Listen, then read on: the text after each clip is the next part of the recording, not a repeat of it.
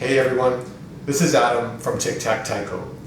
Now earlier this week I actually did a lot of work on another Taiko project which I hope comes out pretty soon.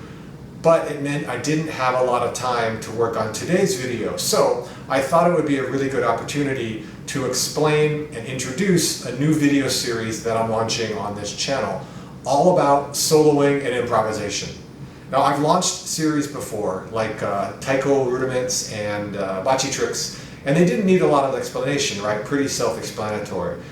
But soloing and improv have a special place in my heart, and I wanted to explain what you can find on this series, maybe give a little bit of a sales pitch for improvisation in general. And even though that this video won't have any playing or drills or demoing, if you are a Taiko player that struggles to come up with new material or struggles to implement new material, you're going to want to stick around to the end of the video because I'm going to tell you what I do to get past that roadblock. And yes, that is absolutely a bribe to get you to watch to the end of this video. Now, I do offer a lot of different Taiko workshops. Yes.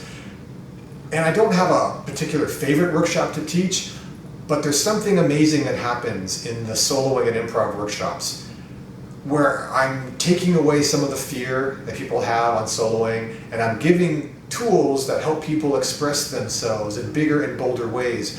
And it creates a joy that is magnified by each person in that workshop. It's an amazing feeling. And what I'm hoping to accomplish with this new series is to give a little bit of what happens in the workshop across in a digital medium.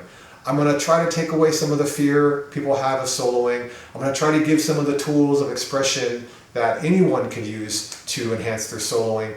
And also, I'm going to try to sell people on improv, on how powerful and amazing of a tool improvisation is. One of the most beautiful things about improvisation is that when you're improvising in a solo, you are working the skills that help the next improvised solo, regardless of what song it's in, and the next improvised solo, regardless of whatever song that's in. Doesn't matter if this one's on Odaiko and this one's on Shime and this one's on Naname. Every time you improvise, you're enhancing a skill across the board.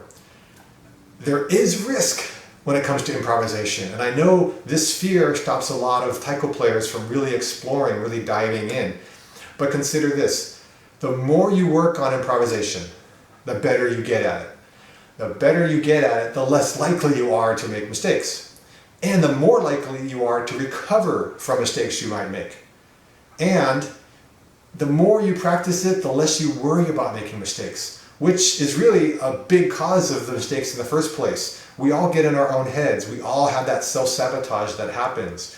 But if you're not worried about it happening and you know how to recover from it easier, well, what's not to like? All right, I promised if you made it to the end of my video, I would give you a piece of advice on soloing. I have talked to a lot of Taiko players who have given me variations of the phrase, I feel stuck in my solo. I'm having trouble coming up with new material. And my answer to everyone with that issue is to fill your teapot. Imagine you want a cup of tea, and you've got an old-fashioned teapot, handle, spout, etc. You pour yourself a cup, nothing's coming out, nothing's coming out. Oh, a little bit is coming out, but not much at all. Well, you don't get mad at the spout. The spout is just the delivery mechanism. You don't get mad at the cup. The cup is where it comes out. You need to look to see if there's any tea to begin with, and odds are there's not much tea. So you need to fill your teapot so that you get all the tea you want. And essentially, this is what's happening with people who are getting frustrated. There's not enough tea. In other words, there's not enough material in your personal repertoire, because this is where everything gets deconstructed and then rearranged in different shapes and combinations, whether it's music or movement or expression.